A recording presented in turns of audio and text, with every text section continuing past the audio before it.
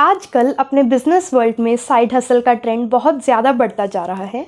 काफ़ी लोग जो जॉब करते हैं साथ साथ एज अ साइड हसल, कोई फ्रीलांसिंग कर रहा है, कोई अपना ई कॉमर्स स्टोर चला रहा है, not just for some extra bucks but इसलिए भी बिकॉज उन्हें अपना इंटरेस्ट इस चीज़ में समझ आने लगा है।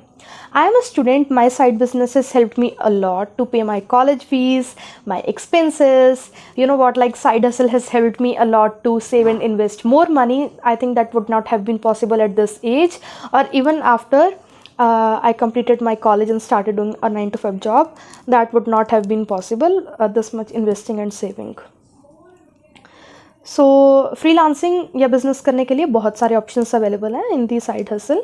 उनमें से कुछ मैं आपके साथ इस वीडियो में शेयर करूंगी एंड बेस्ट पार्ट इज़ ये जो बिजनेसेस मैं आपको बताऊंगी they don't look at your age and you can make some extra bucks at any age. Now सबसे पहले तो मैं आपको निश का मतलब क्लियर कर दूं। निश मैं इस वीडियो में बार बार बोलूँगी, तो अब निश का मतलब क्या होता है? आपको पारुल गर्ग मैम की प्रोफाइल देखकर क्या लगता है साइड पर कि वो क्या काम करती होंगी? Obviously she is a makeup artist, तो उनका निश हुआ मेकअप। सेम वे आपको इनकी प्रोफाइल देखकर क्या लगता है, क्या समझ आता है आपको ये क्या काम करते होंगे?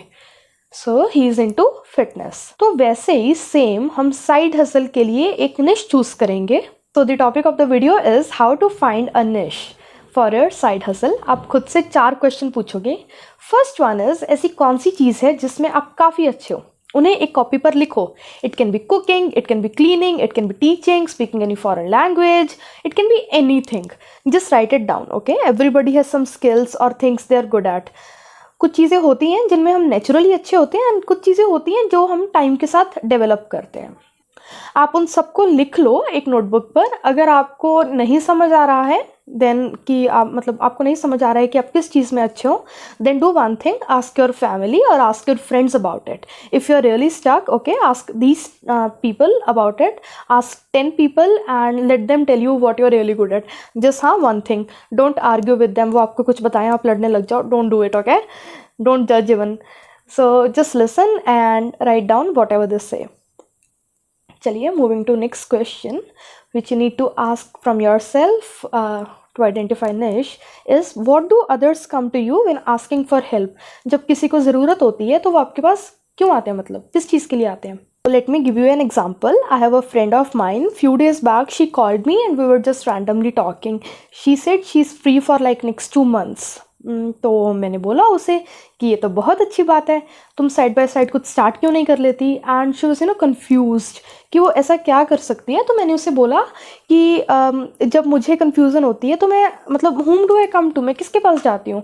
तो अगर मैंने बोला अगर वो पर्सनल प्रॉब्लम होती है तो भी मैं किसके पास जाती हूँ? She said you always come to me. तो मैंने उसे बोला कि यही तो मैं तुम्हें समझा रही हूँ, you are good at advising people, you can tell what person is thinking, you are mature enough to handle problems.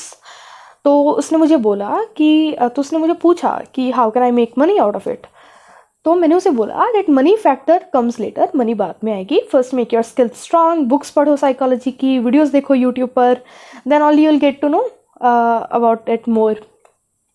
तभी तुम्हें समझ आएगा कि वो लोग क्या कर रहे हैं। she said it's a great idea.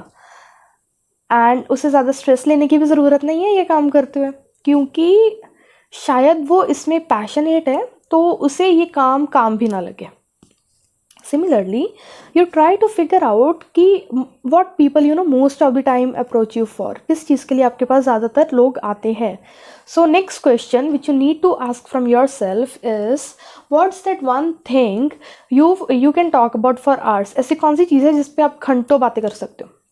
मुझसे कोई पूछेगा कि आप ड्रॉप सर्विसिंग के बारे में बताओ, वो मुझसे शायद एक टॉपिक पूछेंगे, मैं उन्हें 10 और चीज़ें बता दूंगी just because I am excited to tell more people about it.